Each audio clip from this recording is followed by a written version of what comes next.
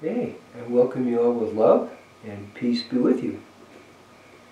I always like to start with a prayer, which is about merging of the heavens and the earth, the heart and the mind becoming one. We call that wisdom of the heart, which is very, very important for clarity in how we live our lives.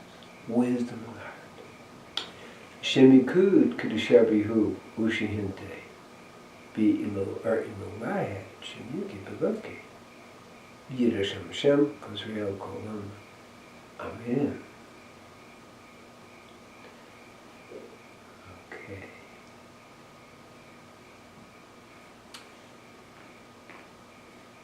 Today, a certain saying came in, and I'll explain why. When at college, they always wrote on the board, we need to learn to follow before we can lead. Made sense. You're a beginner. You don't know what's really going on. You know, you're a sophomore, junior, and it's really not until you're a senior that you've been experienced and bumped and bruised until you can kind of get what's going on. Okay, I thought that was interesting. It made good sense. And truly, we didn't even talk in the huddle, and except for the quarterback. Everybody had to respect that. Okay. Then, years later, when I was living in an ashram, Muktananda's ashram in India, the same statement was there. One must learn to follow before they can lead. And I thought, wow, that's pretty interesting. So maybe there's a bigger message here than being more experienced about playing football. And the message really is, in the spiritual world, that there are many subtleties along the way. And it's very important to respect the people who have fallen in all the potholes along the way, accepting their guidance so you don't have to fall in the same potholes. Putting it real simple. But also, a seasoned spiritual teacher really has years of experience in the inner world and can help guide one along the way. And over time, all that made perfect sense. Now the key is, we're all equal souls. So we're not talking about not being equal. We're all equal souls. But some souls are more experienced than others. And the whole point of the spiritual work or learning anything really is to build the experience so your soul becomes more experienced. And so there's really a great teaching. It is also about humility. And particularly in the ashram in India, it was like, this is about being humble. People who've been around for a while, they have more experience, they have more background, they've been through more. So it's really good to tone your ego down and learn to be humble. Most important treatment approach to learn on the spiritual path. The Baal Shem Tov, the great Hasidic master, the most important thing for him is conquering pride. And even when he was dying, and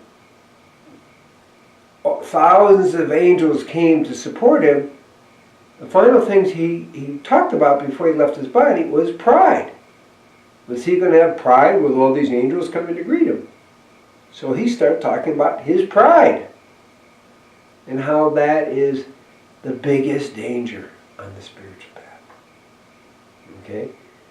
And that's a person that's already was a student and then obviously became a leader.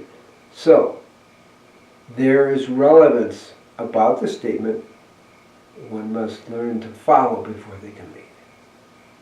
So that leads up to a statement that came out, I don't know, today or yesterday, where a young man was speaking to Nancy Pelosi, who was head of the Democratic Party. And he said, get the F out of the way so we can control the party and lead the party. That's what he told her. Now, Nancy Pelosi's 79 years old. I didn't actually know her personally. I voted for her. She became a congresswoman in 1987. I'm living in California. I voted for her. And thought she did really good work. So I voted for her several times and had a fair amount of respect for her. And here's this late-age teenager being overtly disrespectful. Okay? Not just that she's 79, but she has been through, well, she was a congresswoman since 1987, so we can kind of do the math and understand it's about 31 years. And it's like, plus, she's always been in politics. She has a lot of experience. And some high school kid is going to, or post-high school kid, is going to tell her, get the F out of the way so I can lead the party. It's like, or my group can lead the party. It's like, what happened here? How can someone who doesn't know hardly anything about politics be talking to someone with more than 31 years of experience, who's the leader of the party, and be so disrespectful?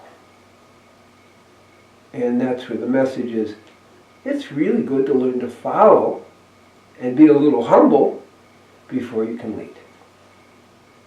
And it was really, honestly, appalling to me. Because I'm going to respect the leaders. I don't have to agree with them, but I respect that. And as I said, I did vote for Nancy Pelosi more than a few times. But it's like, what's going on here? Are people just going to eat each other up? What are we doing? Is this the way to treat anyone? Particularly someone in your own party. So I was really appalled, and that's where I began to say, hey, you really need to learn to follow here before you, with no experience whatsoever and no political experience whatsoever, not even going to college, is going to be speaking this way to a major national leader. It's like, whoa. So where's the message here? I'm really not talking politics. I'm talking respect. I'm talking how we need to treat people with humility. We need to honor people who have really done service. I don't really care about their politics, but here's somebody who spent her life in service. What are we doing? And so these are things that break down the society. And we go back to the simple thing we have with football and an ashram. You need to follow before you can lead. And if people are going to be so egoic that they can, without any experience, be making those kind of statements, well, we're in big trouble. I'll put it that way. So, in terms of spiritual life now, just it's the same thing. It's so important to be humble in how you're approaching spiritual life. Listen to the people with more experience, because they can really help you along the way.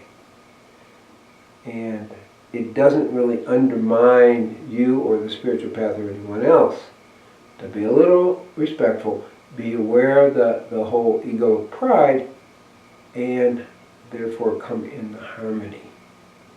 So it works on every level, whether you're playing football or in ashram or in politics.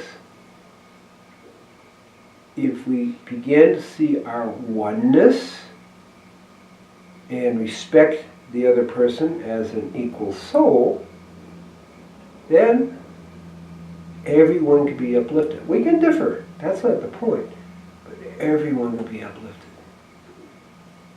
So may we all be blessed that we learn from, in a sense, the ugliness of this teenager's statement. And we don't have to be that way. This is not a good example of how to be. We can differ, but we need to respect each other and the sacredness of each person as a evolving soul. So, peace be with you. Shalom, shalom, shalom. Om Shanti, Shanti, Shanti. Om Intakyo Asan. Amen, amen, amen.